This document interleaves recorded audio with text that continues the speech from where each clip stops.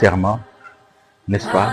Et nous chantons, nous disons, écoute Israël, donc nazo comme l'obéla, écoute, c'est Hachem qui me parle, écoute Israël, l'Éternel est notre Dieu, l'Éternel est unique, l'Éternel est un. Donc, quels que soient les problèmes que j'ai, l'Éternel est un. Ce n'est pas mon problème qui est supérieur à l'Éternel. Donc, le problème que j'ai, le problème est inférieur par rapport à l'Éternel. Regardez, il est éternel. Il est éternel. Toi, tu passeras, toi, la passeras. Ton bonheur la passera, mais jamais. D'âge en âge, il est le même. C'est l'homme qui change, mais lui ne change pas. C'est pourquoi il te dit, écoute, c'est-à-dire qu'il te ramène réfléchir. Avant yo botama, avant yo zala, avant osa ye azalaka, batuboni baleka, azalaka na ikaka. Yo pe osa nini okoleka. Ye azalaka kaka. Il dit mais écoute, donc ça veut dire que yo kobeka no tembe nangai, tu compares pas à moi. Mais je t'ai créé à mon image et à ma ressemblance. Je t'ai doté de pouvoir et de magnificence pour que tu me représentes sur cette terre et que tu fasses mon travail. C'est pourquoi je t'aime tel que tu es. Avec tes faiblesses, je t'ai tracé un chemin. Marche sur ce chemin et je te guiderai et tu y arriveras jusqu'à la fin. C'est pourquoi il dit, écoute Israël. Donc c'est un examen profond. C'est une interpellation. Comme en armée, à l'armée on dit, en armée plutôt on dit, causerie morale. Hein? Tango, Mapinga, hein? Les soldats doivent aller en guerre. Hein? Omoni Abimi Wana ou les commandants de troupes afandi azo conscientiser bino. Que bitumbo tozo kendeza pona mboka. C'est comme ça, l'armée balobaka makila nanga. Pona ekolo. Donc na kokufaka pona ekolo. Soda alobaka nini mama soda azawana. Alobaka nini nabala nini drapeau. Nabala drapeau donc nakokufa pona ekolo makila nanga ekotanga pona ekolo donc pona ekolo nakotrahir te donc makila nanga faut esopana pona mboka nanga nakotrahir mboka nanga te causerie morale ezokota na kati ya mutu de même temps tozemba Hachem ozebisa biso écoute Israël donc c'est comme une causerie au-delà même d'une causerie morale parce que il est Hachem, comprenez. Écoute Israël, l'Éternel est votre Dieu et il est unique.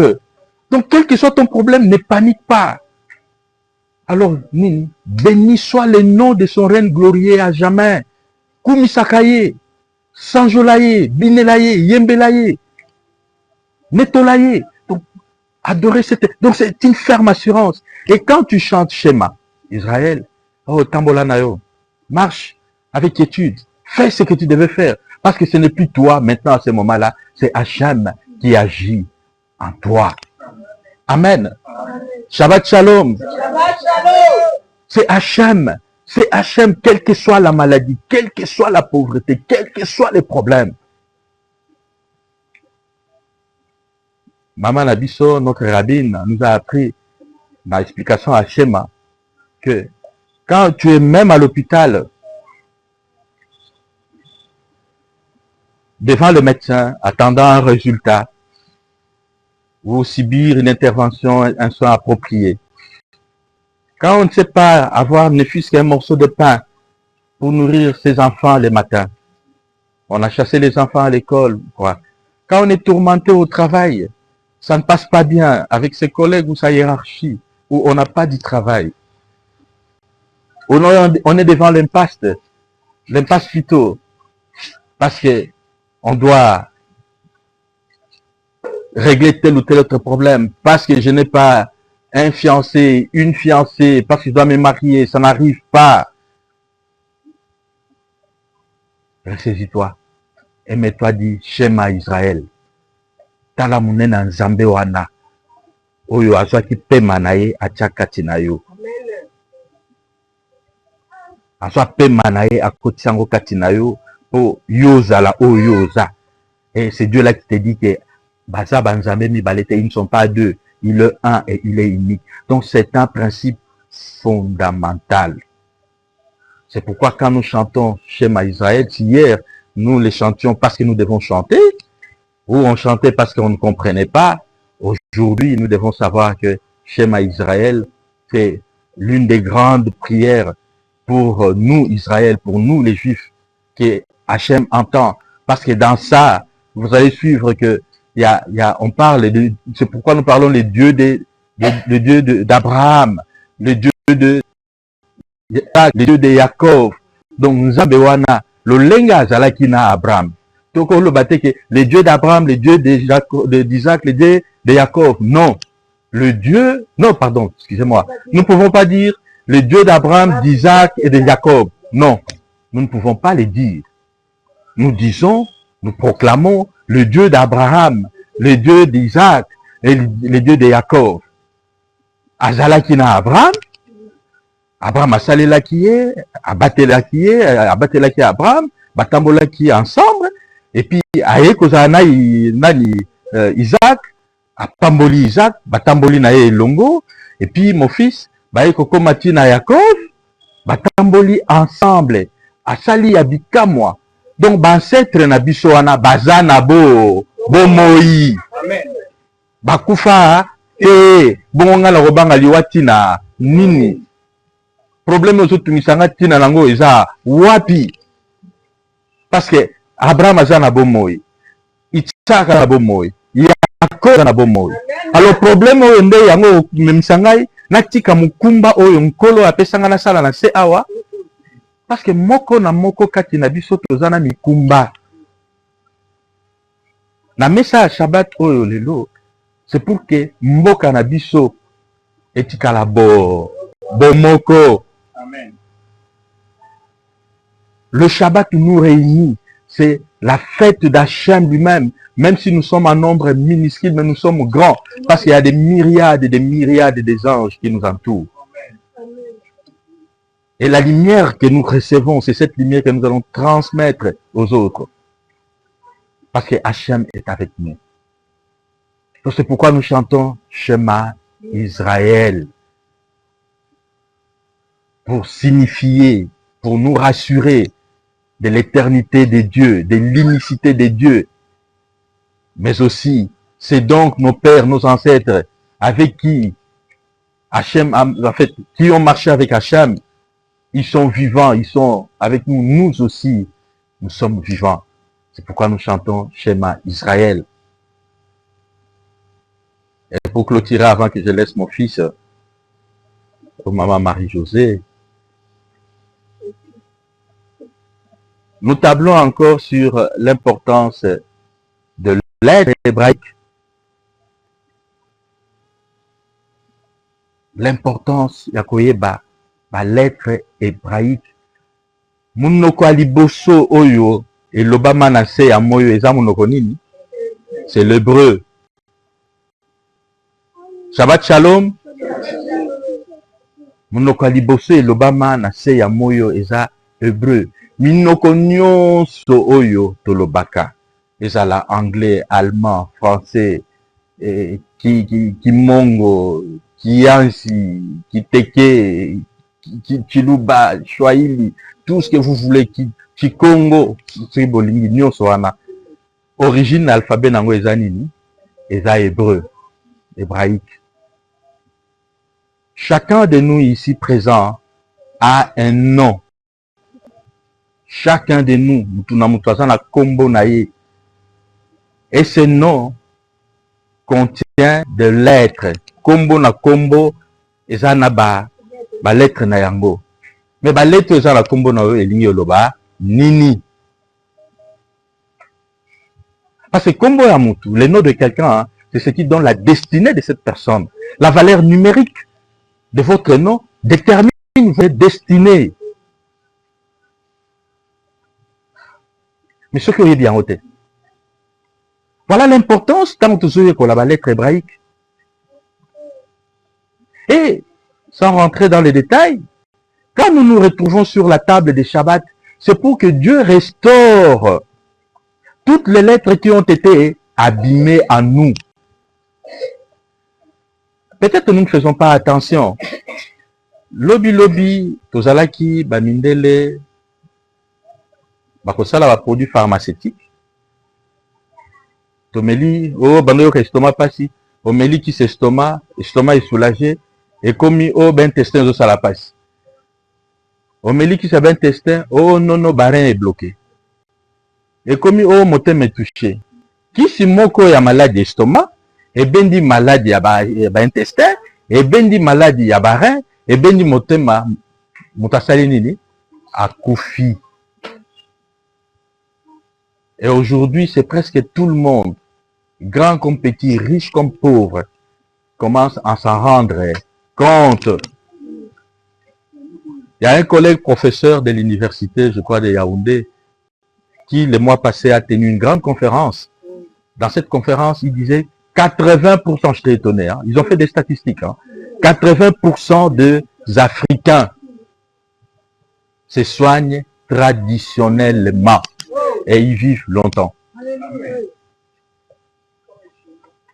80%. J'étais surpris moi-même. Je me rappelle dans mes débuts dans ces pays venus de l'Occident. Oh, mais là, Tangawi, non, non, non, non, ça tue. Ça, je ne peux pas prendre. Est-ce qu'on a dosé là? Est-ce que je peux prendre ça? Je dis, non, non, non, non, ça pas ça. Oh, Zoan, même Makasani.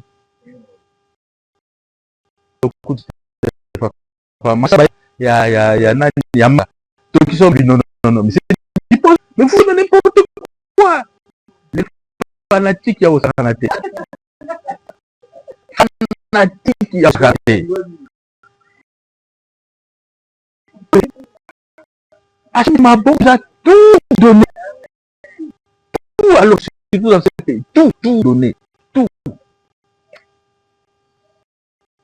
Dans le travail, tout à même, je fais moi, Fanywana, Zabi.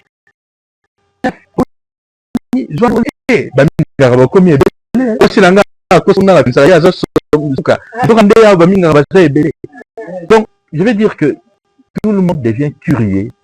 Il y a que planto et soignaranini, planto et soignaranini, planto et soignaranini. Et tant que toujours mélange, tu sens les changements. Le matin, je me suis réveillé avec des céphalées. Maman Blandi a lobby, papa, mais là, baoba. Nazui baoba na sangi ici. Abi, mais là, ici. Et effectivement, quand je suis rentré, je me suis endormi comme un bébé. Nalinga zwa dafalgan, d'ailleurs na soki na kuchango wana. Nalinga zwa abi laisse yo karate. Tika baki sezo boma bisonde yango. Tika yango zwa kaka baoba wana. J'ai pris et on expérimente ça. Voilà le richesse que Hachem nous a donné. Il a tout placé dans le lettre hébraïque. Tout est là, tout est clair. Telle plante avec son appellation, il y a les lettres. Et quand nous rentrons à décortiquer, nous étions à comprendre ça cache et des c'est que chaque lettre hébraïque a ses temps du secret.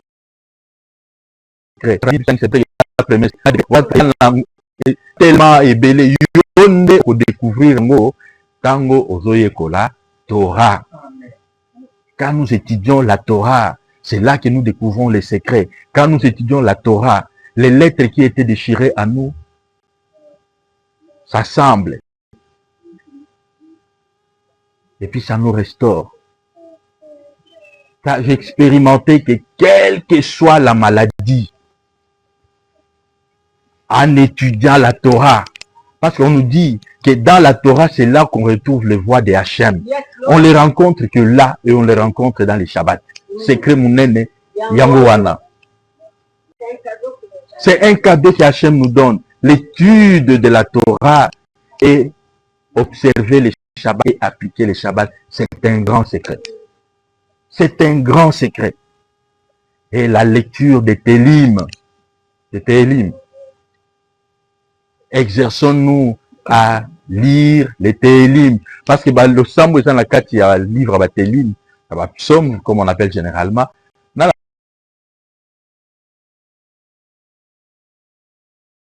Comment lui-même, David n'a qu'un instant pour Hachem lui a dit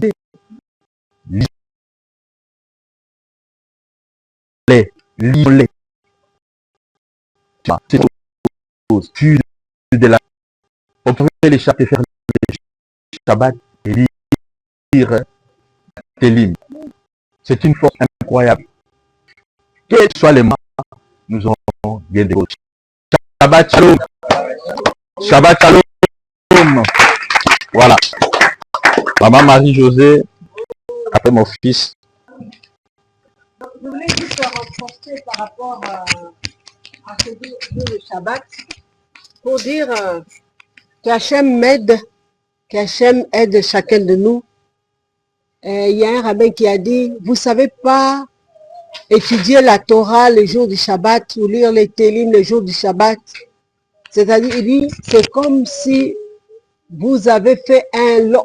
jeune 40 jours au karaté. Donc, fais ça le Shabbat, prends le temps pour méditer la Torah, pour étudier la Torah. C'est comme... Donc, tu dépasses même celui qui a fait 40 jours de jeûne. Parce que tu l'as fait un grand jour, le jour où Hachem est descendu et vous êtes vraiment en communion. Passons beaucoup de temps à l'étude de la Torah, même à méditer, à lire les Télim le jour du Shabbat. Parce que le Shabbat, il n'y a pas de nuit, la journée, non. Le Shabbat, c'est Shabbat. Du début jusqu'à la fin. Nous sommes dans les études. On est le Shabbat, on prend le temps pour rester en communion avec Hachem. Amen.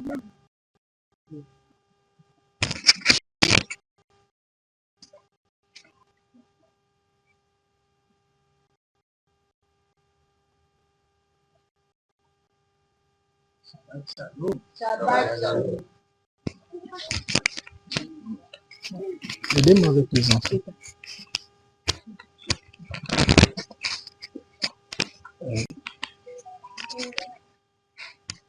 J'ai toujours posé la question pourquoi pendant les Shabbats on peut avoir des visages pareils. Est-ce qu'on peut acclamer très très fort? Est-ce qu'on peut acclamer très très fort? Shabbat Shalom! Shabbat Shalom! Aujourd'hui c'est le Yom HaShishi. C'est le 6e jour. C'est-à-dire le début du grand Shabbat. Lorsque les Shabbats commencent les vendredis soir, jusqu'à, quand on parle du soir, en réalité, le soir dont il est question, ce n'est pas attendre qu'il fasse noir. Ok? Parce que ceux qui sont venus nous trouver, peut-être pour la du Shabbat, c'est effectivement le vendredi soir, c'est un mouvement, et nous sommes dans l'obligation de dire que le Shabbat commence au coucher du soleil, c'est-à-dire lorsque le soleil se couche, c'est par là que commence le Shabbat. Et nous sortons du Shabbat, c'est-à-dire il y a arrêt qui ne peut pas être dit effectivement comme ça, c'est-à-dire il y a clôture du Shabbat, lorsqu'il y a aussi à coucher du soleil du samedi. On est là? Voilà pourquoi aujourd'hui, étant le début du Shabbat, nous devons commencer le Shabbat avec toutes les règles possibles. Et parmi les règles du Shabbat, c'est quoi? C'est la joie. Alléluia. Le Shabbat communique la joie. Est-ce qu'on peut crier encore Shabbat Shalom? Shabbat Shalom à toutes les personnes qui nous suivent en ligne. J'ai aimé lorsque on était en introduction, c'est-à-dire à l'allumage de bougies. Maman a chanté une très très merveilleuse chanson. La chanson dédiée à Yerushalayim, ok, que la paix soit sur la terre d'Israël. Et précisément à Yerushalayim. Je pense encore que papa venait de rappeler qu'effectivement il y a des bombes qui tombent. Il y a certaines bombes encore qui viennent de tomber sur Yerushalayim. Nous croyons, Bezrat Hashem, par la grâce du Seigneur, effectivement que plus il y aura un arrêt, il y aura une papa a dit une chose de merveilleuse. Mais pourquoi la guerre? Nous, on ne peut pas se réjouir de la guerre. Mais on ne peut pas non plus fuir la guerre. Parce que ces peuples dont nous avons pour inspiration de suivre leur façon de faire, ils ne craignent pas la guerre. C'est un peuple qui est préparé pour ça. Ils craignent une seule chose. Ils craignent celui-là qui viendra leur interdire de faire le Shabbat. Et ils ne craignent pas le Hezbollah, ils ne craignent pas l'Iran, ils ne craignent pas tous ces mondes qui peuvent avoir même des armes nucléaires. J'ai aimé parce qu'à chaque fois qu'il y a des bombardements, ils continuent à chanter, ils continuent de louer Hachem, ils continuent de faire encore des études profondes de la Torah. J'ai vu plusieurs vidéos, parmi lesquelles une vidéo où il y a des missiles qui sont tombés dans une synagogue. Eh bien, on part vérifier, effectivement, tout était détruit, sauf le Sefer Torah, les livres de la Torah. Il n'y avait même pas une goutte de quoi que ce soit sur la Torah. Est-ce qu'on peut acclamer très très fort? C'est-à-dire que malgré ce que nous pouvons considérer comme guerre dans notre vie, c'est ce que Papa venait de dire. Si nous avons effectivement la Torah sera cette barrière-là contre toute sueur. Et Hachem fait en sorte que nous puissions, nous, à cette génération, vivre ces moments de guerre. Je parlais tout à l'heure avec le Caïman, il m'a dit non, vous savez, pour le peuple juif, c'est le moment où le Mashiach va se dévoiler. C'est vrai. Mais j'ai aussi aimé parce que il ne cesse de dire c'est le moment où tout le peuple d'Israël doit faire Teshuvah. C'est le moment où tout le monde est en train de faire sa repentance. Tout le monde est en train de faire un retour vers soi-même. J'ai même lu dans Torah Box, on est en train d'interdire à certains juifs qui se retrouvent dans notre pays de ne pas faire des selfies dans des hôtels à 5 étoiles. C'est-à-dire quand les autres sont en train de prendre conscience, même lorsqu'on est en dehors des Eretz Israël, nous devrons aussi avoir la conscience que cette guerre peut tomber sur nous. Alors papa a parlé, c'est vrai. Il n'y a pas que le Congolais qui se trouve en Israël. Mais pourquoi cette vidéo est devenue virale? C'est-à-dire qu'on est, en d'autres termes, lié à cette guerre-là. Parce que nous sommes un peuple qui est attaché de l'histoire physique comme spirituelle avec Israël. Alors cela voudrait dire effectivement la guerre que vous avez chez vous, c'est la même guerre que tu viens de vivre ici, mais vous ne serez pas exterminé. On peut vous toucher par la jambe, mais pas l'entièreté de votre vie. C'est-à-dire qu'il n'y aura jamais, alors jamais, jamais, jamais, la destruction intégrale du Congo. Est-ce qu'on peut acclamer très très fort? C'est pour cela que lorsqu'on est ce jour de Shabbat, où papa parlait effectivement de plusieurs choses. J'ai voulu reprendre parce que on est devant ces très très grands jours et ces merveilleux jours. Les jours dans lesquels chaque peuple d'Israël, je crois à cet instant, dans chaque maison, même dans les centres où ils se retrouvent, il y a les chandeliers qui est allumé, il y a les télim qui se lisent, il y a les chansons qui s'entonnent et il y a la joie. Voilà pourquoi ils disent le peuple d'Israël est un peuple éternel, un peuple qui vit et un peuple qui vivra pour toujours. Amen. Effectivement, on venait de le dire tout à l'heure que tous nos patriarches ne sont pas morts. C'est pendant des guerres pareilles que les patriarches se réveillent. C'est pendant cette guerre où on voit tous se réveiller. Mais comment les patriarches peuvent se réveiller? Comment est-ce qu'on peut réveiller les lettres qui sont dans la Torah? On peut réveiller les lettres qui sont dans la Torah qu'en faisant l'étude profonde de la Torah. Et lorsque nous faisons aussi la véritable Teshuvah, et nous nous rendons compte qu'effectivement, bien qu'on ait les jours du Shabbat, on ne peut pas parler de la Teshuvah parce que le jour du Shabbat fait Teshuvah lui-même.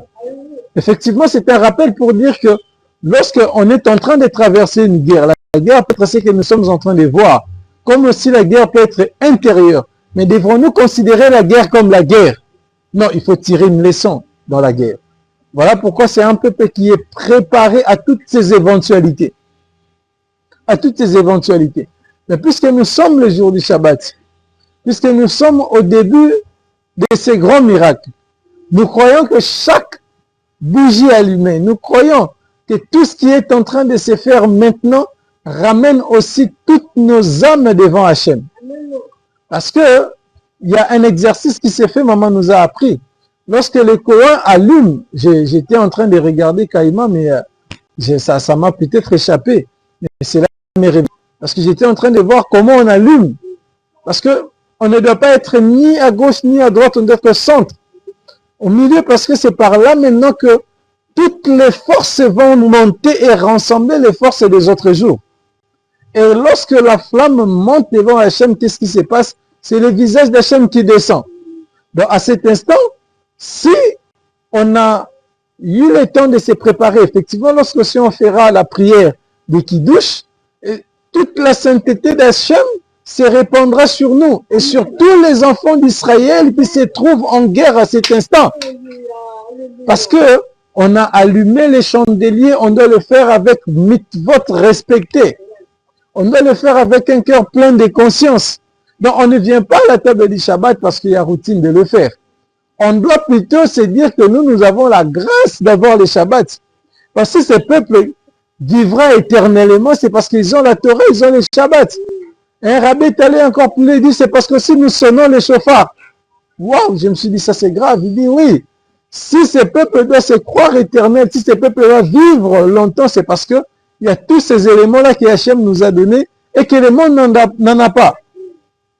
Alors, on n'est pas là pour reprendre la guerre d'Israël que nous sommes en train de vivre et donc nous continuons à prier et nous continuons à croire qu'effectivement Hachem va faire quoi? Donnera la victoire comme il avait donné la victoire aux enfants d'Israël au temps de la reine Esther. Et que cela se produira, se reproduira Bezrat Hachem. Mais aujourd'hui, est-ce qu'il y a ceux-là qui sont venus pour la toute première fois parce que nous voulons choisir comment expliquer la table du Shabbat? Si on sait qu'on est venu pour la toute première fois devant la table du Shabbat, on peut juste balancer la main. Si on est venu pour la toute première fois. Ah, est-ce qu'on peut acclamer?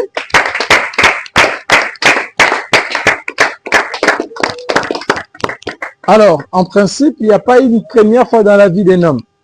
Ce n'est qu'une rencontre des rappels. Parce que ceux qui viennent, est-ce qu'on peut surveiller les enfants? Ceux qui viennent pour la toute première fois, viennent à la rencontre du temps que Hachem avait déjà prévu pour eux. Ok? Alors, Hachem, dans son plan, excusez-moi, infini, il savait qu'on allait se retrouver aujourd'hui à la même heure et dans ce même endroit pour parler effectivement de quoi? De ces merveilleuses tables du Shabbat qui, dans le monde entier, cherchent à arracher Israël. Parce que le monde est jaloux d'Israël parce que Israël a le Shabbat. Israël connaît le secret du Shabbat. Le secret qui n'est pas dévoilé à tout le monde. Je pense que le mercredi, on était en train de partager autour des lettres hébraïques et leurs secrets. Nous, peut-être, on essaye de comprendre, mais ce ne sont pas tous les secrets qui nous sont dévoilés. Et la grâce que nous avons, c'est effectivement cette grâce-là, de pouvoir marier ce que nous apprenons avec la pratique du Shabbat. Parce que lorsqu'on apprend les lettres hébraïques, effectivement, on apprend pour aussi être dans le Shabbat. Donc, il n'y a pas de Shabbat sans les lettres. Parce que lorsque les lettres ont créé avec Hachem, attention, il faut souligner, lorsque nous parlons de forces créatrices, cela ne veut pas dire que les forces créatrices sont devenues des dieux. C'est une précision de taille. Ce sont des forces à l'intérieur d'Hachem qui se déploient pour faire quoi? Matérialiser la création. Est-ce qu'on se fait comprendre? Donc, c'est pas que non, il y a plusieurs dieux qui sont sortis. Non, il n'y a pas pluralité de dieux. Voilà pourquoi on ne va pas rappeler la prière de Shema Israël. Shema Israël, Adonai Elohelu, Adonai Echad. Ok? Echad veut dire qu'il est un, l'unique. Il n'y en a pas d'autres dieux. Et d'ailleurs, si on regarde, les forces qui ont créé avec Hachem ont matérialisé le monde pendant combien de jours? Pendant 6 jours. Et le 7e jour, toutes les forces se sont retrouvées où? Devant Hachem. C'est-à-dire le jour du Shabbat, c'est le jour où toutes les forces se regroupent devant la face d'Hachem. C'est-à-dire Hachem reprend toutes les forces qu'il avait déployées pour faire quoi? Pour matérialiser le monde. Alors comment on peut comprendre ça avec la prière de Shema Israël? C'est vrai. Si on regarde cette prière profonde et sérieuse et tellement essentielle de Shema Israël, son grand début que nous venons de citer a 6 mots. À 6 mots, c'est-à-dire Shema Israël, Adonai, Elohenu, Adonai, Echad. Est-ce qu'on est là? Ok. C'est-à-dire quoi? Même dans la prière de Shema Israël, en réalité, cela regroupe toute la création. C'est-à-dire les 6 jours de la création. Donc, dans chaque mot que nous prononçons, en réalité, nous mettons en mouvement la création. Voilà pourquoi lorsqu'on a conscience de cette prière qu'on est en train d'effectuer et de faire, effectivement, nous sommes aussi en train de nous mettre en accord avec la création. Nous sommes en train de nous mettre en accord avec l'existant. Parce que cette prière a été donnée par qui? Par celui qui n'existe pas, mais par celui qui est. Il est par lui-même. On ne peut même pas imaginer comment il est, parce qu'il est. Moshe a voulu comprendre qui il est. Il a dit, je suis. C'est-à-dire, vous ne pouvez pas me conjuguer. Vous ne pouvez pas. Même moi-même, je ne sais pas me définir. Parce que je me connais au-delà de moi-même. Vous ayez à l'esprit que je suis. Effectivement, on ne peut même pas penser qui il est. Alors, lorsqu'on est en train de se retrouver devant la table du Shabbat, c'est tout simplement pour bénéficier de l'énergie de je suis. Cette grande énergie qu'on ne peut pas définir. Alors, tellement qu'il est infini, il dit voilà, je suis infini, mais je vous donne l'opportunité de vivre avec moi l'infini. Pour vivre avec moi l'infini, je vous donne un jour de rencontre. Et ces jours de rencontre, rassurez-vous que l'infini sera au milieu de vous. Voilà pourquoi Hachem a donné à Israël les jours du Shabbat. C'est-à-dire, à chaque fois que nous serons le jour du Shabbat, nous sommes en réunion avec l'infini. Le Saint béni soit-il rencontre son peuple pendant le Shabbat. C'est pour cela, maman Marie-Josée a rappelé que lorsqu'on est le jour du Shabbat, on est dans un jour où il n'y a pas de temps. Vous savez pourquoi il n'y a pas de temps? Parce qu'il y a l'infini.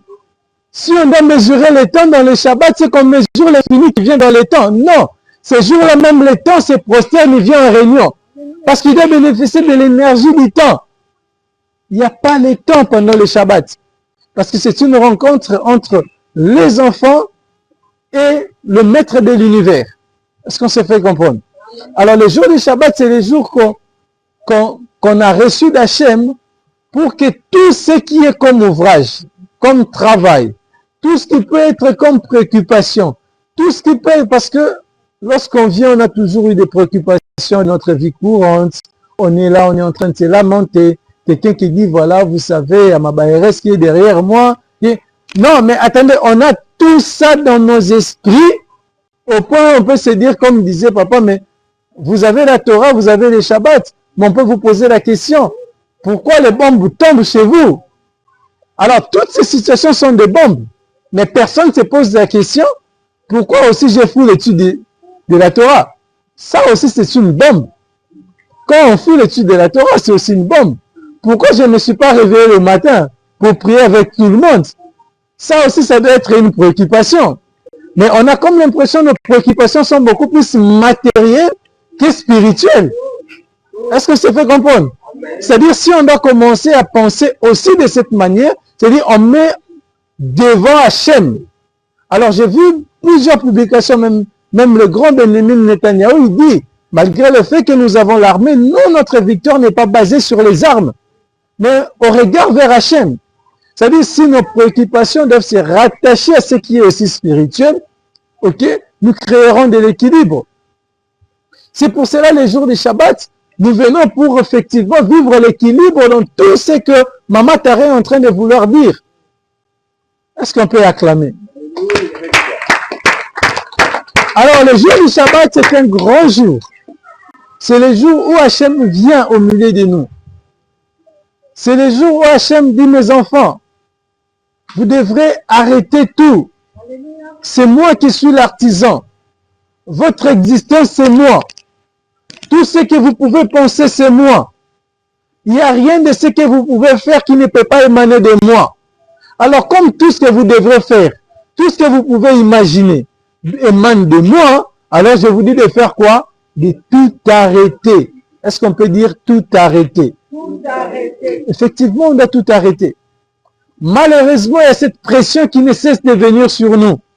Même lorsque nous, on prononce de tout arrêter, mais on a comme une voix qui dit, ah, parce que tu dis tout arrêter, tu es devant les gens, tu ne sais pas qu'on t'attend de l'autre côté, tu dois payer ceci, tu dois payer cela, tu dois faire ci, tu dois faire cela. C'est ce combat, cette guerre-là, que nous vivons à l'intérieur de nous, qui Hachem observe. Il dit effectivement, vous respectez, moi je viens, j'interviens. Hachem ne peut descendre que lorsqu'il voit ses lois être respectées. Parce qu'il est le maître qui respecte lui-même ses propres paroles. Et lorsqu'il voit aussi l'homme faire le même travail, effectivement, il tombe à la paix d'Hachem.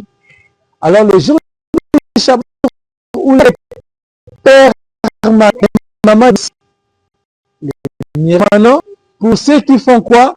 Attendre le miracle. Est-ce que attendre le miracle, c'est croiser les bras? Moi, je ne pense pas. Honnêtement, je ne pense pas. Comme Maman Magloire est là, je ne pense pas. Le miracle et attendre le miracle, c'est aussi poser les actes dans cette attente. C'est-à-dire chercher Hachem, faire de notre mieux que nous puissions être là les jours du Shabbat. À l'ouverture du Shabbat comme aujourd'hui, nous sommes là, nous sommes en train de nous préparer davantage à pouvoir nous conformer à ce que Hachem attend de nous tous. Chose qui n'est pas facile. Les enfants d'Israël, eux qui ont la Torah depuis des millénaires, mais on voit tout ce qui se passe. Les rabbins, sinon ils pouvaient ne plus enseigner la Torah. Mais pourquoi ils enseignent? Parce qu'ils savent qu'il y a toujours une force qui vient pour chercher à retirer les enfants dans la présence d'Hachem.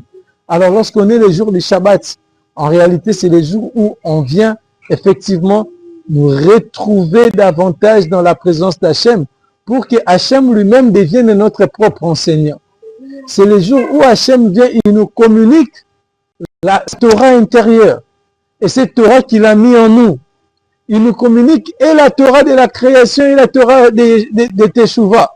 C'est pendant ces moments ici où on peut vivre la manifestation de toutes les lettres hébraïques que nous sommes en train de pouvoir expliquer chaque mercredi par la grâce d'Hachem. Donc on est là ces jours parce que Hachem veut que nous restions en famille avec lui. Mais puisque nous restons en famille avec lui, il dit, vous ne limiterez-vous pas seulement à être en famille avec moi, vous devrez aussi être en famille avec vos frères et sœurs.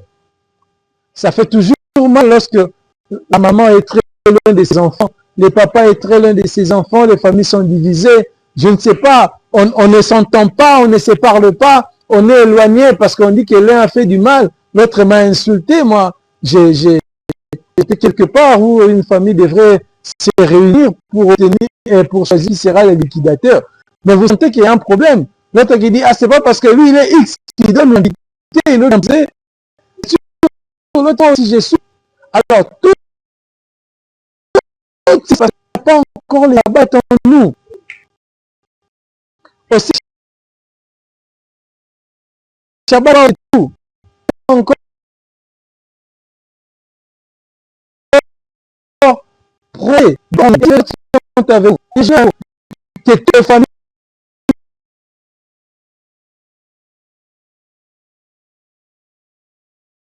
de la question.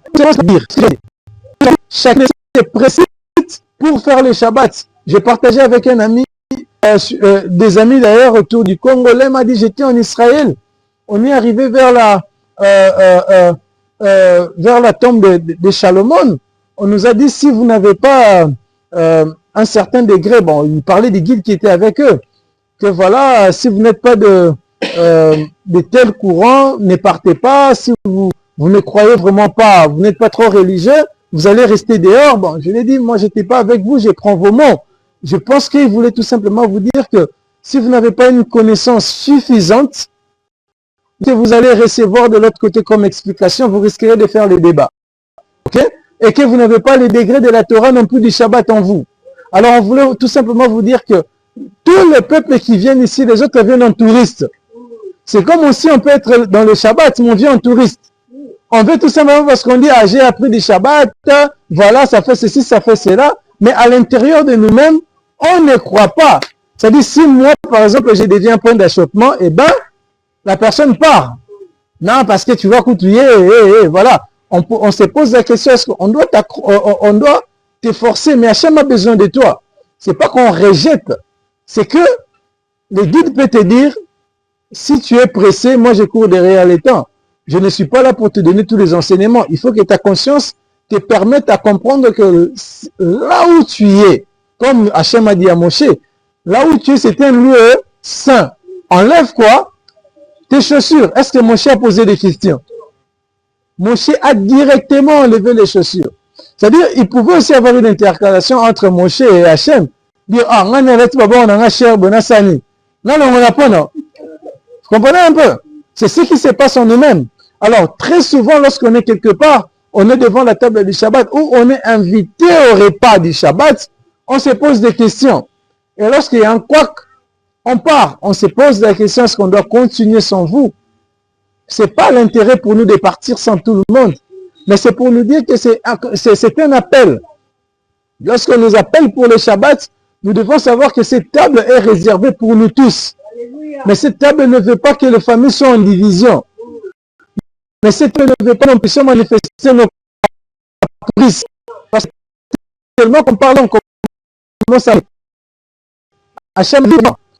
Je veux que si marche avec ce que nous faisons. Les enfants d'Israël, c'est vrai, aujourd'hui avec la guerre, ils font teshuva. Mais cette teshuva, c'est pas seulement parce qu'il y a conscience qui revient dans chacun d'entre eux. Et la table du Shabbat vient aussi pour nous rappeler notre propre conscience. C'est-à-dire cette conscience que nous avons longtemps perdue.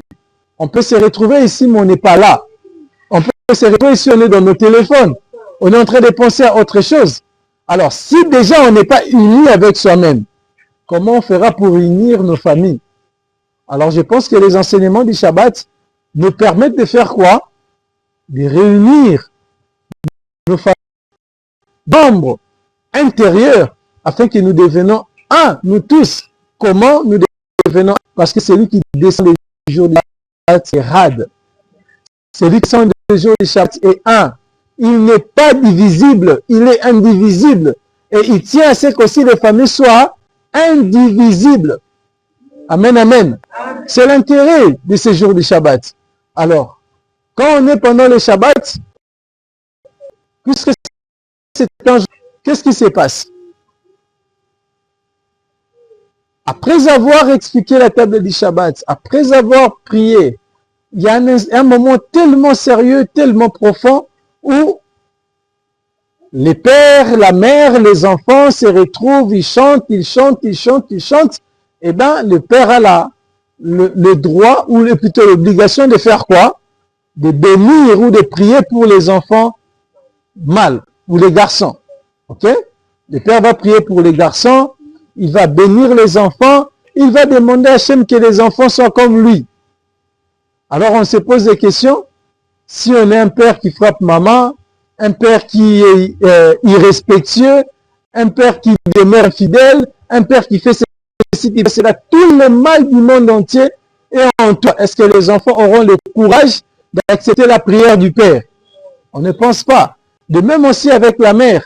Imaginez un seul instant qu'on ait une mère qui ne respecte pas papa, qui crie devant les enfants, qui même devant, je ne sais pas moi, les domestiques veulent montrer que c'est moi qui suis ici. Vous comprenez un peu? Même les voisins doivent comprendre tout ce qui se passe en interne. C'est moi qui gère, c'est moi qui fais cela, c'est moi qui fais ceci. Effectivement, lorsqu'on va prier, est-ce que ces filles vont entendre la prière de la mère? On ne pense pas. C'est-à-dire quoi? Pendant le Shabbat, c'est comme un miroir qui se pointe à nous-mêmes.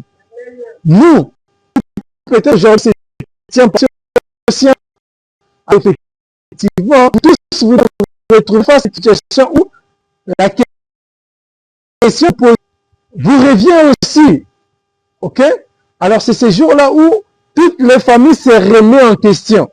Comme aujourd'hui, Israël, comme une seule famille, se remet en question. On ne pose pas la question de qui a fait le mal, mais comment j'ai fait pour que le mal se multiplie? Comment j'ai fait pour que mes enfants deviennent têtus? Parce que mon comportement témoigne la têtutesse. Alors les enfants font quoi? Ils imitent.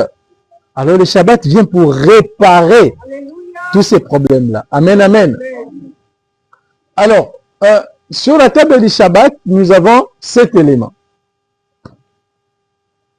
Nous avons les chandeliers, nous avons le pain, nous avons le jus des raisins, nous avons du sel, nous avons du miel, nous avons l'huile d'olive et la Torah. Ok, très bien. Nous serons un peu concis et précis. Amen, amen. Amen, amen. Premier élément, c'est quoi? C'est les chandeliers. Si on regarde les chandeliers qui est ici, parce que beaucoup de gens, quand ils viennent, ils voient les chandeliers. Ah! Alors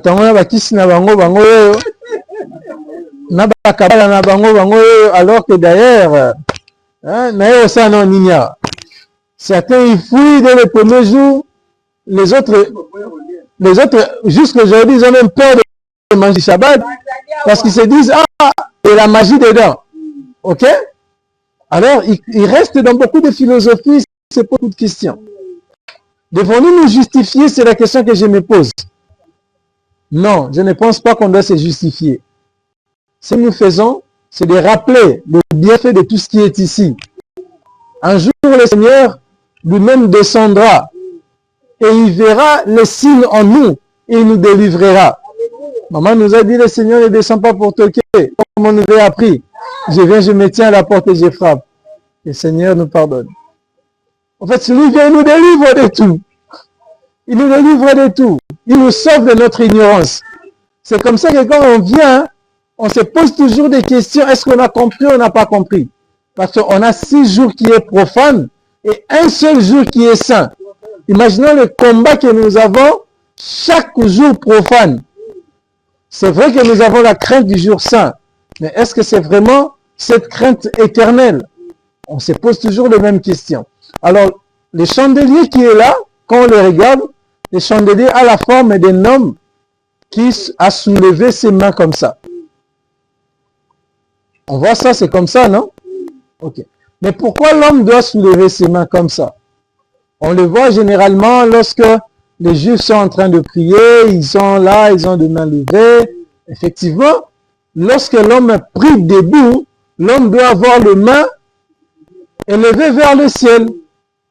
Ok? Les mains levées vers le ciel, c'est dire qu'en réalité, devant Hachem, je viens avec... Hachem a donné à l'homme combien de commandements? 10 commandements, qui en réalité symbolisent les 10 doigts de la main. C'est-à-dire, lorsqu'on est devant Hachem, on prie en fonction de quoi? Des commandements. C'est la raison pour laquelle la parole du Seigneur dit, toute prière qui est faite sans le commandement, cette prière est une abomination.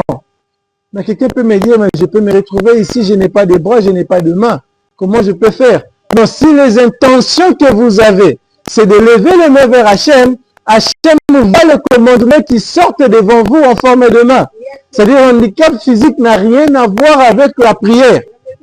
Est-ce qu'on est là? Amen. Très bien, c'est-à-dire la forme du chandelier, c'est l'homme qui soulève le main en train de faire quoi? De prier. De prier. Et c'est vrai que c'est sur ces chandeliers que nous voyons qui repose même la force d'Israël.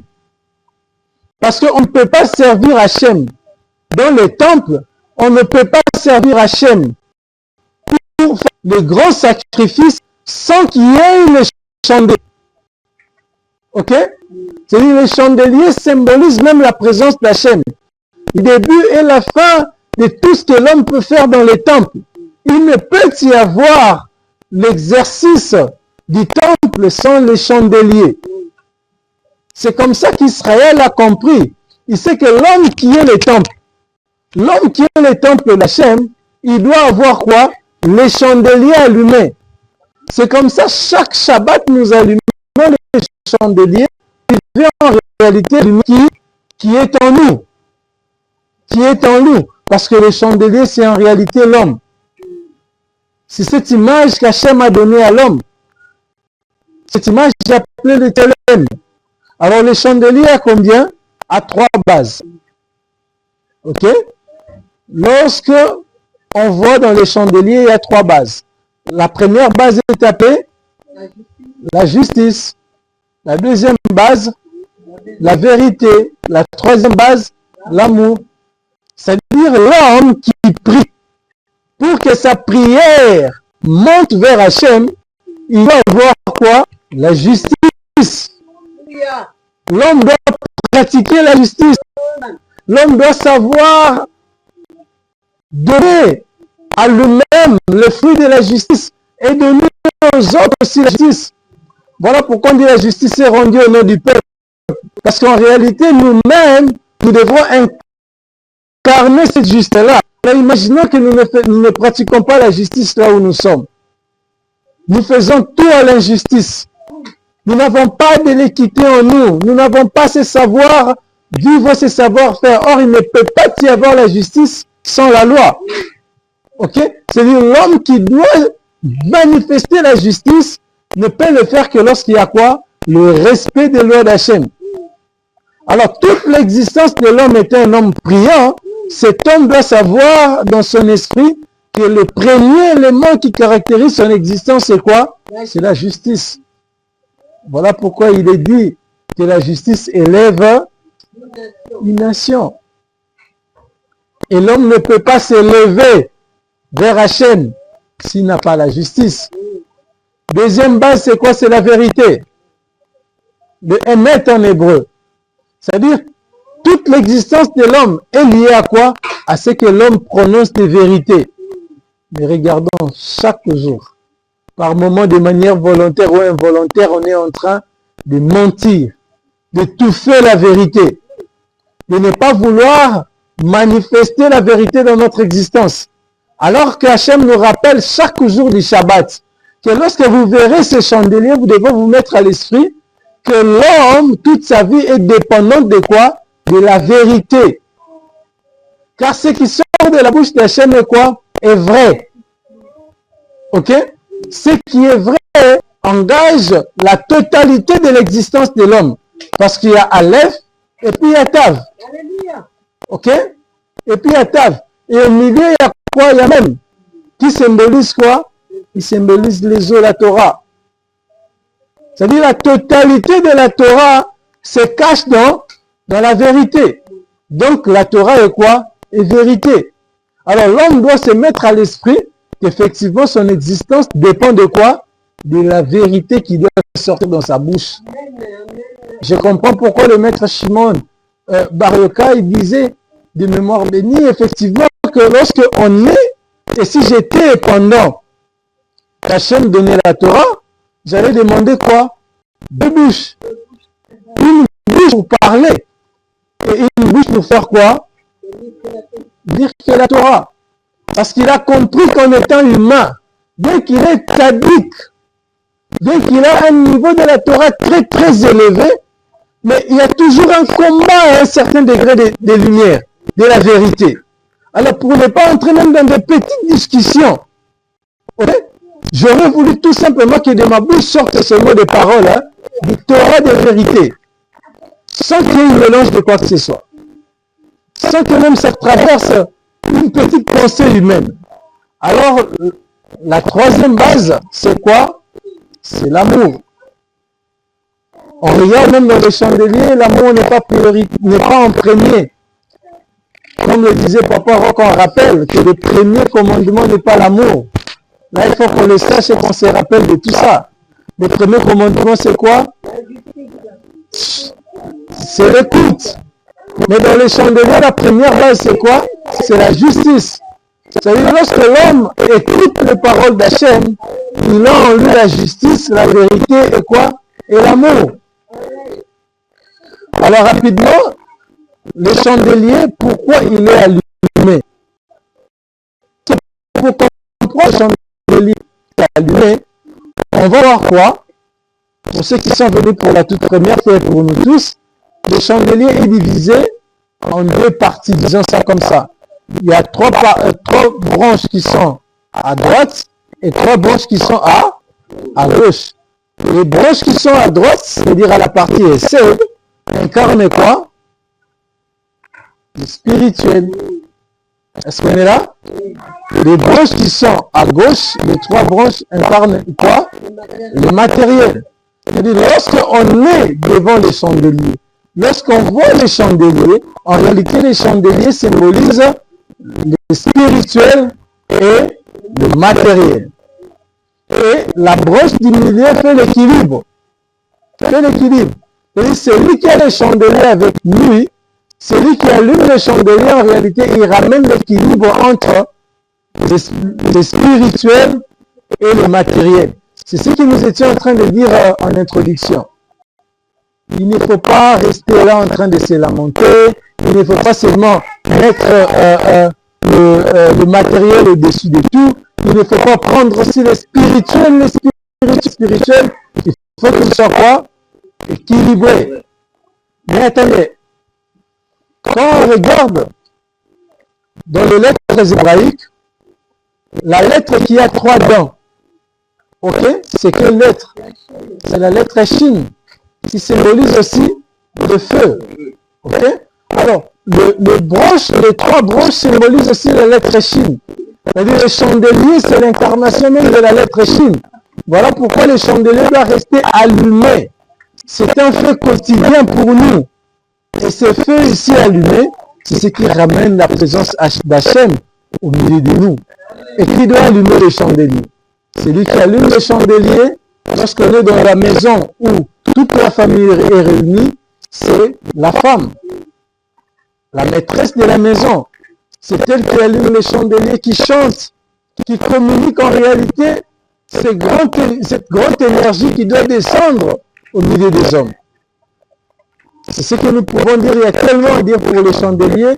Nous devons retenir que pourquoi la femme allume le chandelier? Parce que c'est avec la femme qu'est venue les ténèbres. C'est aussi par la femme que la lumière doit faire quoi? Doit s'allumer ou réapparaître.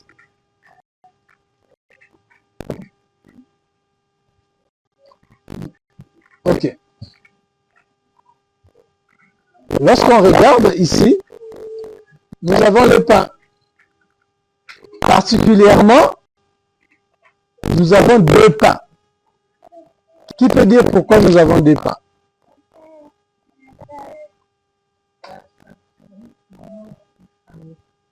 Qui peut dire pourquoi on a 2 pains? Je vois vraiment Marie-Paul qui veut parler. Est-ce qu'on peut l'encourager?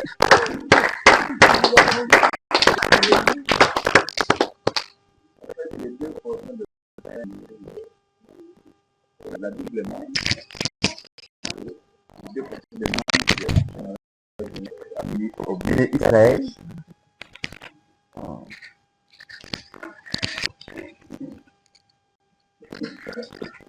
Je disais que les 2 portions de pain symbolisent également les 2 portions ou la double manne, si vous permettez l'expression, que Hachem avait donné aux enfants d'Israël le 6e jour, comme le jour d'aujourd'hui. Généralement, chaque jour, on donnait une portion de la manne. Et le jour aujourd'hui, Hachem avait 2 portions parce que les samedis, effectivement, la manne ne pouvait tomber. Voilà pourquoi Hachem avait donné 2 portions. Voilà pourquoi chaque vendredi, au début du Shabbat, également, on prévoit 2 pains en réminiscence justement de la double portion donnée aux enfants d'Israël. Est-ce qu'on peut l'acclamer? C'est magnifique. C'est magnifique. C'est comme si symbolise tout ce que l'on mangeait. Tout ce que autant de quoi du travail je le fais ici. Au début du Shabbat, c'est le coucher du soleil, ça arrête. Le Shabbat. Mais comment on doit? C'est ce qui passe. Comment on doit utiliser les jours? Si on travaille, on peut manger. Alors vous nous dites, nous, de travailler le samedi, ça va? Comment on va faire? Mais en dessous, c'est moi qui serai le dé. Lorsqu'on arrive, ce qu'on appelle le Yom HaShishi, ça va? Tout s'arrête. On ne peut pas penser que ce qui va arriver demain, c'est le Shabbat. C'est le jour du Seigneur, alors le Seigneur fait quoi? Il nous approvisionne de la nourriture. Il nous approvisionne de la nourriture qui doit nous permettre de manger le Shabbat. Ok.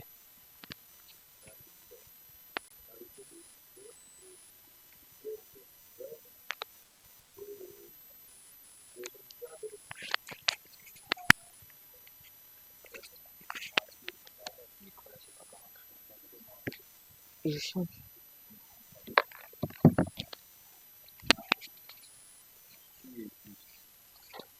C'est celui qui respecte les mitzvot. Quand on respecte les mitzvot, on devient juste. Pourquoi ne pas manquer du pain? C'est ce que mon fils donne comme explication tout à l'heure. Pour obtenir ce pain, il y a tout un processus. Pour avoir ce pain-là, nous avons appris ça. Et au jour du Shabbat, c'est cette lumière qui quitte le monde d'émanation, qui rentre en un point de contact qui s'appelle pain sur cette table. C'est-à-dire que sans le pain sur cette table, tout le reste est nul. Le point de contact, c'est ce pain. D'où, comme mon fils l'expliquait, il y a une partie spirituelle et il y a une partie matérielle. C'est justement pour compléter ça. Donc, ça clarifie même ces passages, comme disait David. Ça devient maintenant très très clair. Donc, nous devons nous battre à rester juste ou à devenir juste. C'est un exercice. Donc, les 10 mitzvot, les 10 commandements, par exemple, nous devons nous exercer du jour au jour, matin, midi, soir. Est-ce que je le respecte? Si je le respecte, donc, moi et ma descendance, nous ne manquerons jamais du pain, parce que c'est le premier degré d'être juste.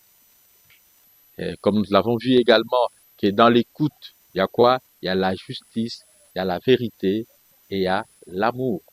Et là, on sera tellement sensible à écouter Hachem à chaque moment. La bataille, c'est que le monde nous demande généralement les contraires de la Torah. Et nous penchons facilement du côté de ce monde. C'est pourquoi vous voyez des gens venir et puis repartir. Donc pourquoi ils ont peur et ils ne veulent pas respecter les mitzvot. S'accrocher à la Torah, c'est s'accrocher aux mitzvot. Et nous devons nous encourager à étudier, à respecter, à suivre toutes ces explications. Et ça deviendra notre mode de vie. Shabbat Shalom.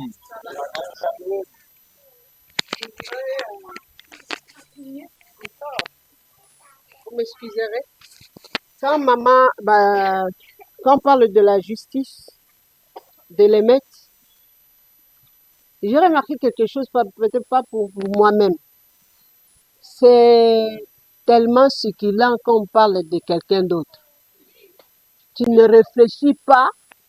Il y a les choses qui arrivent, il y a le koutan, il y a le solo. Peut-être tu as entendu ça une fois. Tu racontes des choses que tu ne connais pas, que tu n'as pas vues. Tu parles même du président, tu parles même des ministres que tu n'as jamais vus. Tu as dit seulement les commentaires comme ça. Quand tu en parles, c'est comme si tu étais là. Et tu te sens bien. Un jour, je me suis arrêtée, j'ai dit non. Mais comment, quand on parle de quelqu'un d'autre, l'esprit est à l'aise? Non, non, non, non, ça c'est vraiment mauvais. Aujourd'hui, j'ai posé la question à ma soeur, à Maman Thérèse. J'ai dit, Maman Thérèse était en train, j'étais dans l'autre chambre, elle était en train d'écouter l'enseignement, je pense, sur les lettres. J'entendais la voix de papa Nathan. Et puis je suis venue, j'ai dit, ah, Maman Thérèse, mais toi tu es en train de suivre. Après, quand on va demander, Nana yoki likambu, mais comment après tu ne sais pas dire, alors bien, na yoka kamulo okilo. Ah, Maman Thérèse, elle est là. Mais, quand vous parlez, Bozo Solo là, même likambu balobaki, elle va pas oublier, elle va répéter. Mais comment on ne peut pas répéter la Torah? Le mal est attaché dans l'homme. Mais pour écouter les choses là de la rue, les choses de quelqu'un, c'est moi la Kingala Saïri. Et celui-là, il a fait quoi? Les oreilles sous le pas. Et tu vas rapporter même les détails. Tu vas imaginer même les choses, tu vas copier-coller et au créer histoire. Mais pourquoi, quand il s'agit de... Je l'ai vu écouter, mais yozo yokozoka. Mais les bazolo ba naninité. Donc le grand problème, ce n'est pas l'autre, ce n'est pas en dehors de nous, c'est en moi. C'est en moi pour que cette justice, c'est-à-dire il y a un grand travail dans mon ventre, dans mon être, afin que ces choses puissent s'asseoir réellement. Et c'est pourquoi je commence à m'exercer. Hein. Quand on parle de quelqu'un, je dis à ma bouche, je dis à mes pensées, tais-toi. Tais-toi, si un moyen, quitte là pour que même les oreilles n'écoutent pas. Et je bénis Hachem pour la Torah, de comprendre, comme papa dit, la sainteté, séparer les choses. Il faut savoir séparer. Le péché, c'est tellement... Moutazo va nanango à l'aise. Mais là, le Seigneur nous appelle à la justice. Et c'est la base pour que nos prières montent comme bien. Amen. Ah.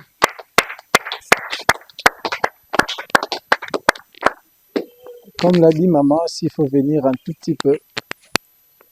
Parce que même le pain que nous avons, les résultats du pain dépendent aussi de l'écoute. Les résultats du pain dépendent de cette interrogation intérieure. On n'est pas censé détruire l'autre pour avoir le pain. Je suis quelque part où on était en train de travailler. L'ami avec qui on travaille, j'ai constaté aussi qu'il a coutume de parler des gens. À un moment donné, ça nous arrive par moment aussi de parler des autres. Mais vous avez cette question qui se pose toujours. Si l'autre parle du mal des autres devant vous, combien il vous protégera? Et si toi-même aussi tu parles du mal des autres, penses-tu que on va essayer de t'écouter avec beaucoup de crédit? Vous voyez? Alors le problème qui est là, comme l'a expliqué maman, ce n'est pas seulement parce qu'on a donné l'exemple d'une personne, mais cet exemple est pour nous-mêmes aussi. Moi, des fois, je reste et je pose aussi la question, oh, toi, tu me juges, non, Nathan, tu n'es pas dans les Shabbats, tu fais, mais pourquoi tu ne me fais pas ce qui se passe? Au lieu de me poser moi des questions, pose-toi des questions toi-même. Tu peux rester, quelqu'un peut venir me dire, ah, vous savez, maman Marie, il y a ceci, il y a cela. Les problèmes, on ne refuse pas qu'on nous fasse aussi un bon jugement. Mais l'intérêt, c'est d'aller pas dans les degrés de médisance. Pas dans les degrés de médisance. Parce que l'intérêt est pour nous de faire quoi? De savoir que ce que nous sommes en train de vivre chaque jour, c'est d'abord un combat qui est personnel. Et ce combat personnel, l'autre n'est que le reflet de moi. Alors quand maman dit, voilà, peut-être aussi moi aussi une dimension donnée de la Torah quelque part. Hachem dit, c'est pas que elle, peut-être moi j'ai dit peut-être que j'ai le courage de parler quand il y a des gens. Mais peut-être il y a des endroits où je me dis, ah si je parle ici, je vais me vendre en saint alors que je ne le suis pas. Alors c'est un combat qui est personnel, où je vais m'exposer. Alors c'est par tout ça qu'Hachem dit, même par la réponse de l'autre, c'est ta réponse à toi. C'est par là qu'ensemble qu'on va commencer réellement d'échanger. Et c'est par là qu'ensemble, on ne portera pas de mauvaises injustices sur les autres. Oh non, vous voyez, l'autre là, il s'est retrouvé à l'église. Non, mais attendez, si vous l'avez vu à l'église, ramène-le alors à la Torah. Il ne faut pas revenir vers nous pour nous dire qu'il a fui. Pour que nous, on fasse quoi? On commence à juger le frère. Non. Soit, comme l'a dit maman, on garde le silence, on continue avec la table du Shabbat. C'était vraiment un élément d'appui pour dire que c'est vrai. Ça nous arrive, nous tous, d'être butés à ces problèmes-là, où on voit peut-être l'appel. Et puis tu te réveilles comme ça, c'est 6h40, où on est déjà en train de chanter Shema Israël. Vous voyez? Donc tout ça, ça fait notre quotidien. Mais qu'Hachem nous fasse grâce pour que réellement nous vivons quoi? La réalité de ce que nous sommes en train de partager ici. Alors, le troisième élément qui est sur la table, c'est quoi? C'est les jus des raisins. Le troisième élément, c'est les jus des raisins. Comme on avait dit, on sera un peu bref, mais on est un peu lent. C'est aussi important. Alors, qu'est-ce qui se passe? Il y a notre sœur qui est en train de noter. Ces jus des raisins proviennent du fruit de raisin. OK? Ou encore ce qu'on peut appeler la vigne. La vigne. Nous avons dit tout à l'heure que la table du Shabbat est symbolique. Tous les éléments qui se trouvent ici sont symboliques. Quand on dit qu'élément est symbolique, c'est-à-dire il y a l'explication cachée. Est-ce qu'on est là? Ça n'a rien à voir avec un rituel qu'on est en train de faire pour tuer quelqu'un. C'est tellement terre à terre de penser à ça. Vraiment terre à terre. OK? À l'époque, on nous disait que le pain symbolisait le corps du Christ.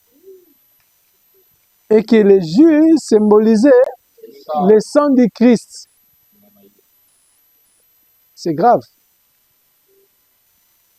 Ça fait mal. Très mal. Je pense par la grâce d'Hachem, l'ami va m'écrire ou va m'appeler.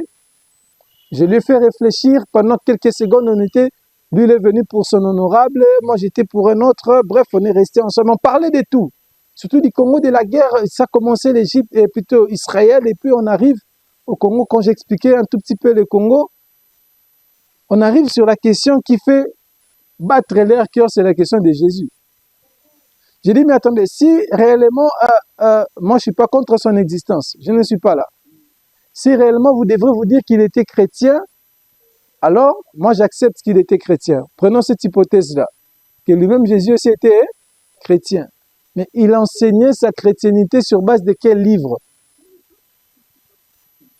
Parce que le Nouveau Testament est venu après lui. Regardons un peu les dates. Le Nouveau Testament est venu après lui. Même ses propres disciples n'ont pas enseigné le Nouveau Testament. C'est d'ailleurs eux, pour certains, qui ont écrit. Et les autres, on a relaté leur histoire. C'est comme ça qu'on dit les actes des apôtres. C'est-à-dire ce que les apôtres ont posé comme un acte. Et ils ont posé sur base de quoi? Sur base d'un livre. Alors, si ce livre-là existe encore, Baruch Hashem, si cela n'existait pas, posons-nous des questions. Mais si on est ignorant de l'existence du livre, on doit chercher. Alors, ce livre-là a un nom. Et ce livre est appelé la Torah. Ok, c'est très bien. Alors, quand Jésus parlait de toutes ces choses-là, il partageait, mais c'était quand? Il le faisait pendant le Shabbat. C'est-à-dire, c'est que les autres là nous parlent du corps du Christ chaque dimanche. En réalité, ils font faire aux gens les Shabbats. Mais c'est un Shabbat masqué, parce que Jésus était juif. Voilà pourquoi nous aimons l'appeler Yeshua. Parce que le mot Jésus n'existait pas en hébreu. Ça n'existe pas. C'est Yeshua. Je pense le mercredi, si nous étions là, nous avons dit lorsqu'il y a conversion, la première des choses qui change de l'homme, c'est quoi? C'est le nom. On doit donner à l'homme un autre nom. C'est-à-dire le nom qui doit l'identifier à la religion dans laquelle il se trouve. Est-ce qu'on est ensemble? Maintenant, imaginons que Yeshua, qui était juif, qui était un judaïste très, très pratiquant, comment il peut se retrouver avec un autre nom? Alors, on va dire qu'il s'est converti pour devenir grec. Disons-nous la vérité. C'est qu'à changer qu'il n'ait religion, comment il est Mutumususu, et qu'il n'avait pas la Torah d'Hachem. Mais nous disons non, c'est faux. Alors ici, il ne s'agit pas de Nzoto, ceci, non. Yeshua n'a jamais donné cette connotation-là. Ok? Alors ici, le pain symbolise, comme nous l'avons dit, le travail. Ici, ce n'est pas le sang. Non. Ça n'a rien à voir avec le sang. Parce que quand on a dit, comme on dit très souvent dans les églises, hein, c'était, vous savez, makila, tous les besoins spirituels, les makila et agneau, oh, bachaki na. Non, papa, d'ailleurs, là, c'est mieux. Babi, yango bachaki na balento na Égypte. Ah! Nous savons faire des ramifications, des racolages. OK? Mais les Zohar vont aller plus loin pour expliquer qu'il n'y avait pas que le sang de l'agneau qui était là-bas. Il y avait aussi le sang de la circoncision.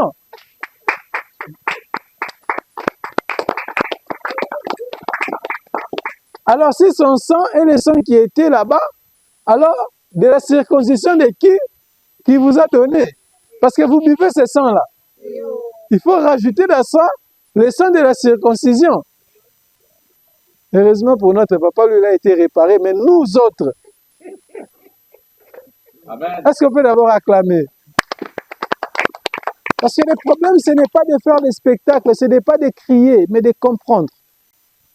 Il ne s'agit pas ici du sang, mais ce jus ici des raisins symbolise l'élément crucial qui est la sainteté. Donc Yeshua a communiqué le degré de la sainteté à ses disciples. Il leur disait, soyez saints comme moi. Je vous partage les degrés de quoi? De kidouche. Parce que c'est le degré ici qui fait la séparation entre ce qui est profane, c'est-à-dire ce qui est mal, et ce qui est saint. Voyez? Tous ceux qui doutent de l'existence d'Hachem, tous ceux qui ne croient pas que Dieu existe, c'est ce qui est profane. Alors Hachem dit non, sur la table du Shabbat, il faut qu'il y ait un élément symbolisant la sainteté, le kidouche. Alors comment un homme peut devenir saint au travers de ce jus qui est ici? Maman dit la sainteté ne s'écrit pas. C'est un exercice qui est personnel et qui passe par des processus tellement durs, comme le jus pour en avoir. Alors pour avoir le jus des raisins, comment on fait? On prend le fruit de la vigne ou les raisins, on le met dans un bassin, dans un récipient, on commence à les piétiner. C'est en piétinant les jus, et plutôt les fruits, que sort quoi? Les jus. Alors le maître d'Israël explique. Effectivement, lorsque on piétine ces fruits-là, c'est l'image de l'homme. L'homme doit accepter d'être piétiné. Waouh! Non. Quand on dit que l'homme doit accepter d'être piétiné,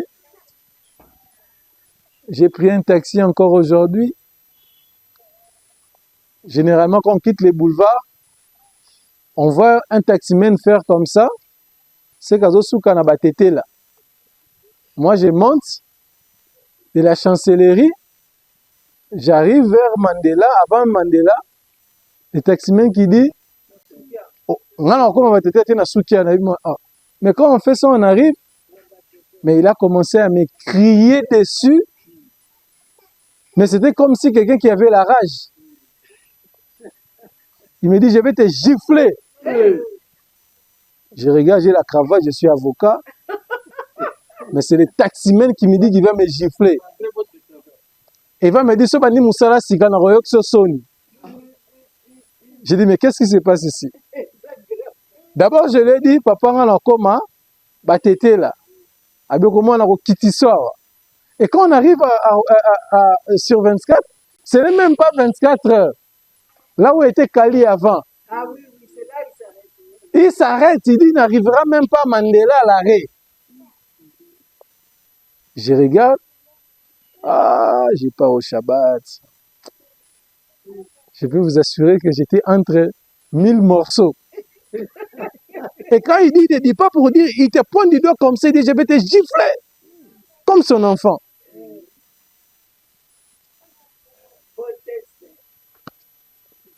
À la fin, j'ai pris les 1000 francs. Je n'ai même pas, à l'époque, je pouvais dire comment ça l'accident. Mais j'ai entendu dans ma bouche, je n'ai rien dit. Et pendant que je partais, lui, il me criait toujours. Comme si j'avais sa dette. Non. C'est un test vers moi-même.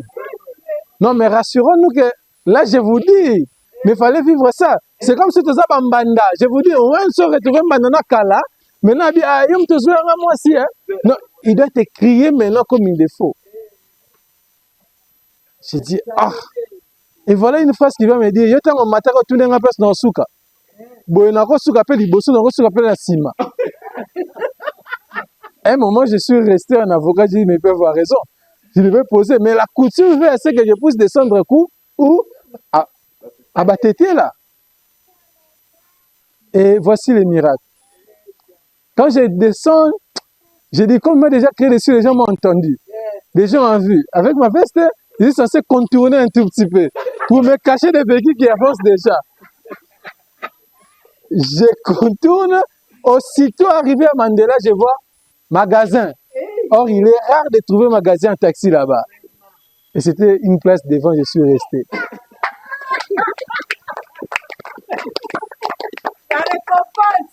J'ai été récompensé, mais avec douleur, je vais vous dire la vérité.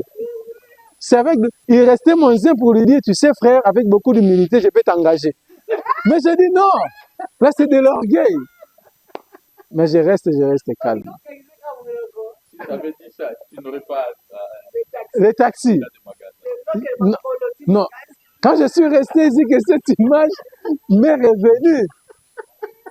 Accepter de se faire piétiner. Non, on est en train de vivre ces tests-là. Par moments, ça nous échappe. Hein? On ne comprend même pas que c'est un test. On ne comprend même pas. Donc, j'ai regardé la distance de chancellerie jusque...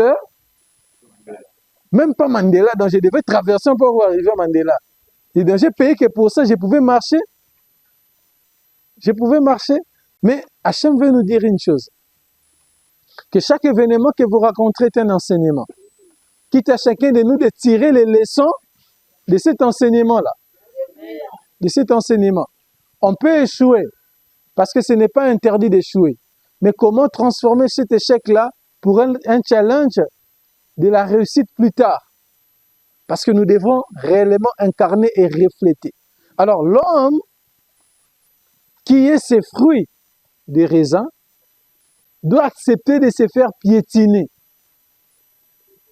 Doit accepter de se faire piétiner. Par moment, on peut regarder quelqu'un t'écrit, tu dis, ah, Nzambe la logique va ma kambo. Parce qu'à un moment, je vous dis vrai, je termine par là et puis on va passer. Je me disais, mais les gars ici, n'a pas ça tiganga des fois PC, mais c'est un simbenan. Et puis, tu remontes à l'arrêté fixant depuis les transports s'il était conforme. J'ai dit, mais c'est pas ça la raison. Hachem dit non. Même quand tu peux penser que tu as raison, c'est ce que maman enseigne. Mon fils Nathan, tu aimes te justifier et tu cherches à avoir raison. Elle dit non, ce n'est pas de la blague. Quand vous parlerez d'accepter de se faire piétiner, c'est pas facile. C'est pas facile. Oui, maman. Un témoignage que j'avais suivi dans ton rapport, c'est un petit témoignage juste par rapport à ça. Koko Yabarochild, Koko Penza, il a vécu à l'époque il a été adopté dans une famille juive. Hein? Famille Mokom de Bazouakie. Alors, dans cette famille, le papa était rabbin. Donc lui, il était là avec les filles, avec tous les enfants. Alors, ce qu'ils ont remarqué, ce qui est souvent ce nani. Et lui, tu vois, comme Oza, Kakamwana, il y a une famille, Mingalobaka Ngai. Alors, il s'est passé quelque chose dans la famille. Il y avait un bon moment qu'il fallait Tinda. Voilà. Mais, il fallait comment? Mais bon, voilà, ce qui peut comment ça fait un moment, je pense, j'ai oublié. Alors, le papa, Luki Mbongo, mais bon, comment qui me kewapi? Et l'enfant a dit, ah, papa, c'était moi. Ngam la zo Kimbongo wana. Ah, bana baloui, ah, mais au moni, pourtant, le papa fait tout pour lui, et tout ça. Du coup, Tumbongo, enveloppe, Batombongo, il y a papa et tout. Et à profiter qu'il n'a pas parce que soki apesaki papa oyo mbongo boye akolinga kozwa te aprofite na moma wana epuis aki koluka mbongo aye korestitue. Or enveloppe wana ekomaka te et quelque temps plus tard enveloppe wana ekoya na mbongo. Alors le papa était touché. Alors, mais ye andimaki ke azwaki mbongo wana, pourtant effectivement azwaki yango te, arestitueki mpe mbongo. Abi, qu'est-ce qu'il faut pour cet enfant?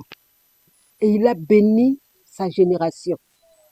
Bakumonaka jamais passé en mbongo. Et c'est ce monsieur-là, le papa-là, qui a donné naissance à cette famille Oetomeyebi de l'eau Barochid. Bazu Bozui, à cause, il y a humilité, il y a Kokona Bango. Et il a accepté, là où il fallait à se justifier, quitter, m'a s'humilier, Andimaki. Et le rabbin était tellement touché à prononcer qui parole, il y a bénédiction, oui, s'attacha qui naïe, peine alignée de mon Dieu. Amen.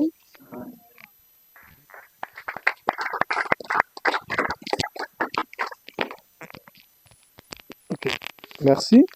Donc, c'est au travers de ces jus où toute la table devient sanctifiée. C'est à travers de ces jus. Nous avons un autre élément, parce que on va aller un peu plus vite.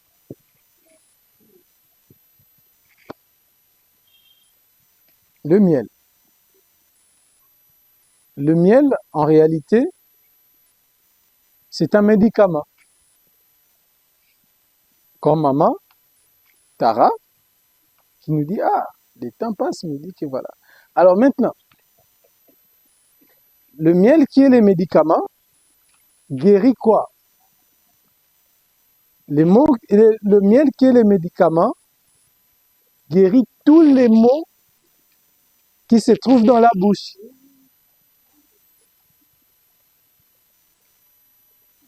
Lorsque on a cet élément symbolique ici, c'est pour prévenir l'homme face à des guerres qui se trouvent à l'intérieur de nous. Je disais que j'étais en train de partager avec ses amis, je les ai dit, j'ai d'ailleurs pris une intelligence de papa qui m'expliquait une fois, il m'a dit, non, vous savez mon fils, le problème n'est pas au niveau de l'effectif humain dans l'armée, mais les problèmes au niveau du numérique et voire même de cette communication. Parce que si on doit compter sur l'effectif et que les autres, on voit avec Israël, la guerre se passe dans l'espace. Ok, la guerre n'est pas sur la terre. Ok, en réalité, pourquoi on doit ramener la guerre dans l'espace? Parce que c'est aussi une guerre qui se passe dans un autre espace. C'est une guerre des entités. On est là? Alors maintenant, pour détruire les autres sur la terre, on utilise la bouche. Voilà pourquoi on dit la guerre qui est là, c'est la guerre des langues. Au travers de la langue, on peut présenter une personne comme un démon et l'autre comme un ange. Et tout le monde va gober. Tout le monde, il suffit de dire, voilà, le peuple juif est un peuple méchant. On commence à médiatiser. Tout le monde dira quoi? Ah, c'est un peuple méchant. On peut dire, ah voilà, regarde ce qu'il avait fait. J'ai vu ça, on a publié partout. Parce que pour nous, tout ce que nous voyons sur les réseaux sociaux, tout ce que nous voyons sur les médias sont vrais. Alors qu'un adage qui dit, chaque média donne l'information en fonction de ce que les patrons dictent. Donc si le patron dit, vendez Nathan comme le méchant, c'est fini les méchants. Alors on va se baser sur un principe. Non, vous savez, moi ça go le makambute eza lokuta parce que là la randa ko mobi mobile ya go le makambute eza lokuta parce que c'est cette guerre là qui est là. Alors Hachem dit non. De l'autre côté, je vous ai enseigné la vérité. Mais il peut arriver que l'homme puisse faire quoi? Être combattu à l'intérieur de lui. Il veut vraiment dire la vérité. Mais il y a un combat à l'intérieur. Alors pour que ce combat-là soit guéri, il faut quoi? Il faut du miel. Est-ce qu'on est là? C'est-à-dire le miel vient pour guérir, ok, tout le mauvaise parole qui peut sortir dans la bouche de l'homme. C'est ce qu'on appelle en hébreu La shon ha. Ces mauvaises paroles-là. Mais Hachem tient à ce que nous puissions prononcer aussi des paroles saintes. De la shon HaKodesh. Parce qu'il veut à ce qu'il y ait une unité entre nous. Puisqu'il y a beaucoup d'habitats, on peut détruire le monde qu'au travers de la parole et regretter après. Ah, si je savais. Beaucoup ont tué parce qu'ils ont entendu les paroles sorties de la bouche de quelqu'un. Aujourd'hui, les gens jurent de tuer même au nom de Dieu. Ils prononcent au nom de Dieu de tuer. Est-ce que Dieu nous a demandé de tuer nos prochains?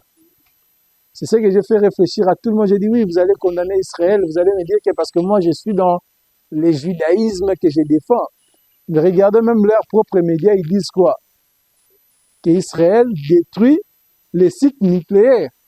C'est peut-être par dommage collatéral que cela peut atteindre les civils. Mais il n'a pas pour cible les civils. Comprenez? Chose qui n'est pas le désir des autres. Et ils disent, ils tuent au nom de Dieu. Ils veulent exterminer tout un peuple au nom de Dieu. Ça ne peut pas exister. Alors Hachem dit, à vous, traitez les habitats. Vérifiez ce que vous allez dire. Donc quand on viendra manger le pain avec du miel, on doit se rendre compte qu'on vient pour vérifier et guérir tout ce qui doit sortir à l'intérieur de nous. Amen, amen. Nous avons un autre élément qui est de l'huile. Ce n'est pas n'importe quelle huile, c'est l'huile d'olive. Ok? Je n'ai pas touché un élément profond du jus des raisins parce que maman Marie va expliquer cela. Alors, l'huile d'olive, comme le dit le mot, provient du fruit qu'on appelle l'olive, de l'arbre des oliviers. Ok. On entendait toujours parler des oliviers dans la Bible, mais on ne comprenait absolument rien. Aujourd'hui, on a même des amis qui s'appellent des oliviers. Je salue mon ami Olivier s'il va me suivre aujourd'hui. Donc, on pouvait entendre Olivier sans pour autant comprendre. Mais avec la table du Shabbat, on essaie de comprendre que pour avoir l'huile d'olive, on prend ces fruits-là, on les trempe dans l'eau salée. Parce que le fruit d'olive est comment? Est amer. Mboumaoneza bololo. Alors qu'on distingue deux types d'olivier. L'olivier sauvage et l'olivier naturel. Alors, nos amis qui portent le nom des oliviers sont-ils sauvages ou? Vous comprenez? Parce que nous prenons les noms pour prendre. On peut rencontrer un enfant qui est véritablement un olivier sauvage. Vous comprenez? Qui se retrouve abandonné de lui-même, sans entretien. Alors Hachem dit, c'est vrai. Tout ce que je vous montre est symbolique. On met l'olive pendant 3 jours pour enlever l'amertume, pour enlever ce côté amer-là qui se trouve dans les fruits. Donc le sel vient pour retirer l'amertume. C'est-à-dire l'eau salée prend la place de l'amertume et laisse pousser quoi? De l'huile. Donc pour qu'il y ait l'huile, il faut que l'eau salée soit là. Alors nous aussi qui sommes tellement amers par nos réponses, par nos actes, par nos murmures, par notre façon de faire, nous reflétons tellement de l'amertume, un moment mawa. En fait, il y a des familles où quand on regarde seulement comme ça, tout le monde va mawa quoi, hein? Les rideaux quoi. C'est la peinture de la maison quoi. On pose la question, mais pourquoi vous avez mawa? Et le retint, oh, à l'occasion de rien comme ça, vous êtes comme ça. Et à un moment donné, c'est ce que aussi j'ai pu constater à l'autre. Il était tellement colérique, je me dis, mais bah ça là, il n'y a vie. Vous comprenez? Ça peut aussi être de l'amertume. Peut-être moi j'ai raté l'occasion d'avoir des paroles plus douces qui pourraient peut-être retirer de l'amertume en lui. Retirer de l'amertume. C'est-à-dire Hachem me dit, c'est pas que lui, c'est moi d'abord. Je dois retirer de l'amertume. Alors pour que cela soit fait, il faut que l'homme accepte d'être trempé dans l'eau salée pendant 3 jours. C'est-à-dire c'est après les 3 jours où il y a des bulles d'huile qui sortent. Cette première sortie qu'on appelle les prémices d'huile, ces prémices d'huile qui sortent servent à faire quoi? À allumer le chandelier qui est là. Donc la première quantité d'huile, les prémices d'huile qui sortent de l'eau salée servent à faire quoi? À allumer des chandeliers dans les temples. La deuxième quantité ou la deuxième sortie d'huile sert au palais de roi et de tous les dignitaires. Et c'est la troisième quantité qui se sert pour nos cuisines. Mais l'huile symbolise quoi à retenir? L'huile symbolise les commandements d'Hachem.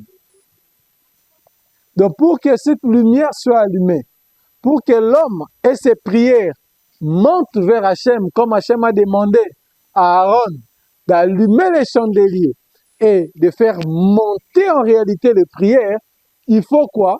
Il faut qu'il y ait de l'huile. Sans les commandements, nos prières ne peuvent jamais monter vers Hachem. Amen, amen. Ok. Le dernier élément. Ah, le sel. Je pensais avoir parlé du sel parce que j'ai parlé de l'eau salée. Le sel sur la table du Shabbat, merci maman, le sel sur la table du Shabbat a beaucoup de vertus. Mais l'une des vertus que nous aimons exploiter, c'est que le sel a pour mission d'arrêter la pourriture. C'est-à-dire sur cette table, pendant les 6 jours que nous étions dans le profane, nous avons été en contact avec la pourriture.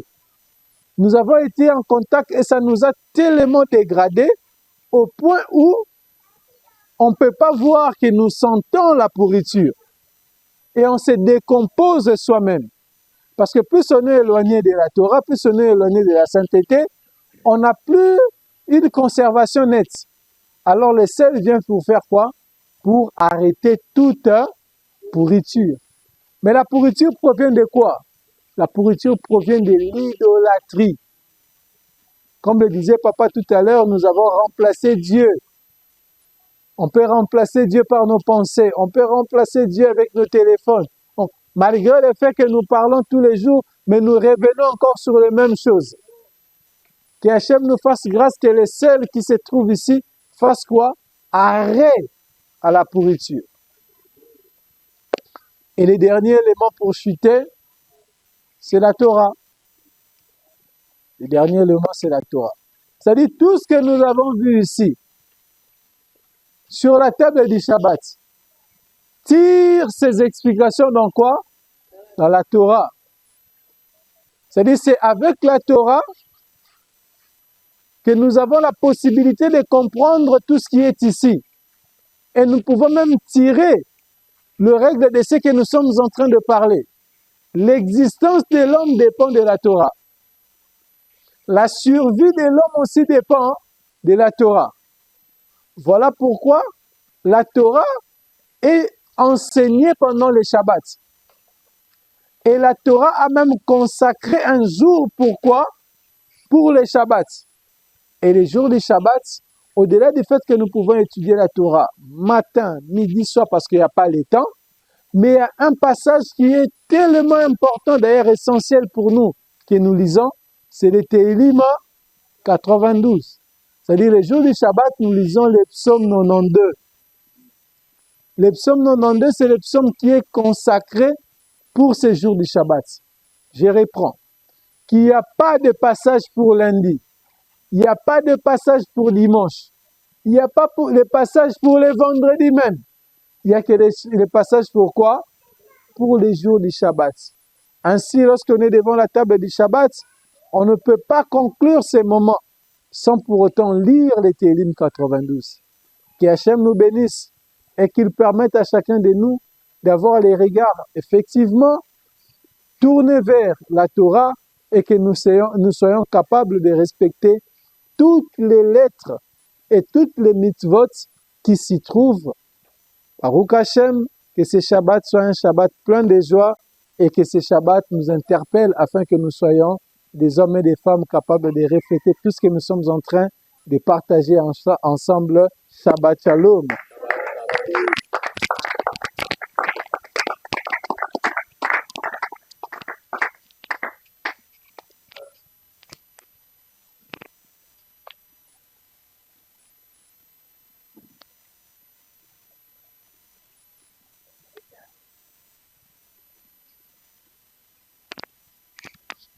Mettons-nous debout, nous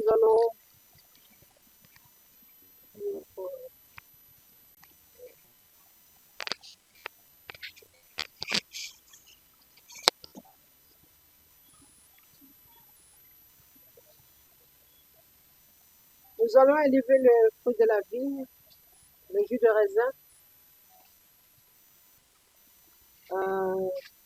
Pourquoi nous élevons ce fruit?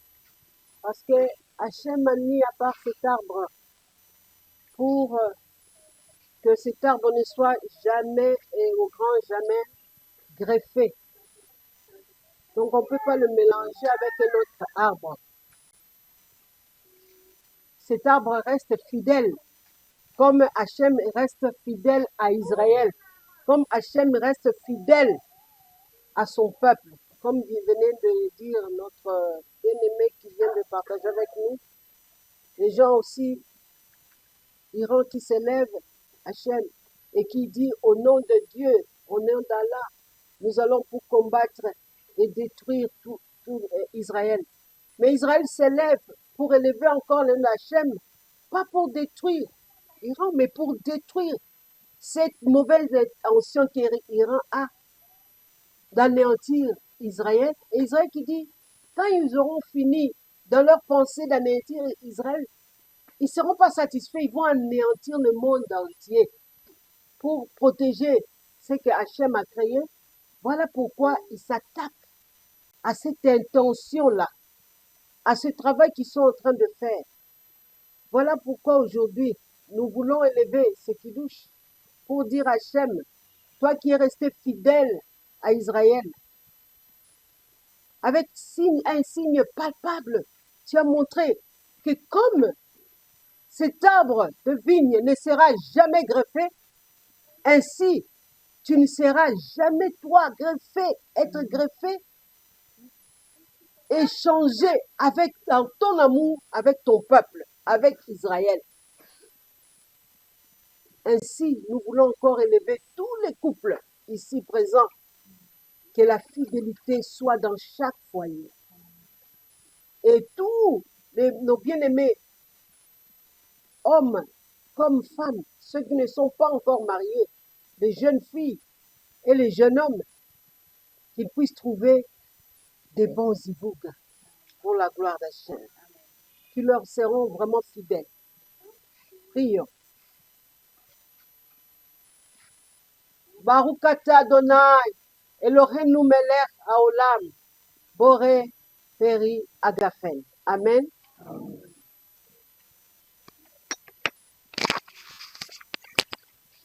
Pour voir des grands miracles. Psaume 92, psaume cantique pour les jours du Shabbat.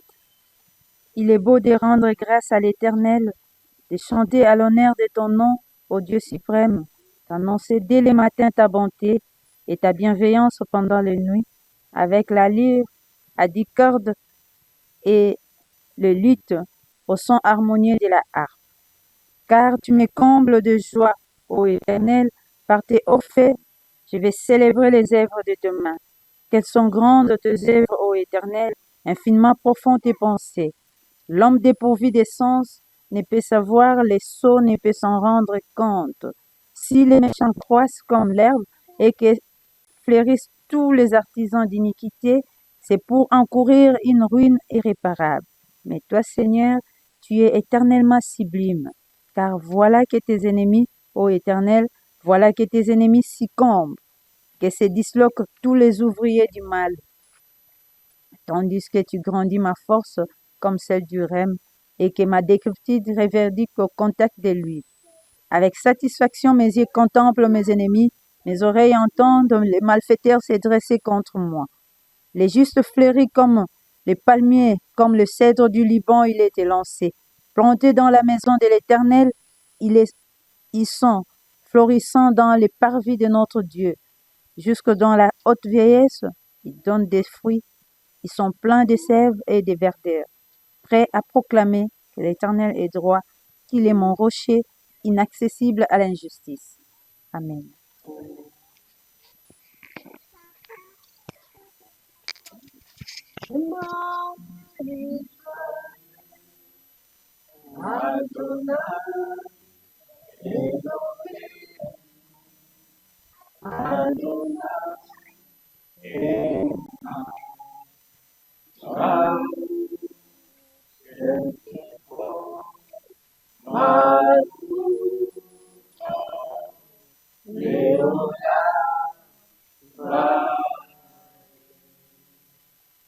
Écoute, Israël, l'Éternel est notre Dieu, l'Éternel est un. Béni soit le nom de son règne glorieux à jamais. Amen. Amen. Shabbat Shalom. Shabbat Shalom.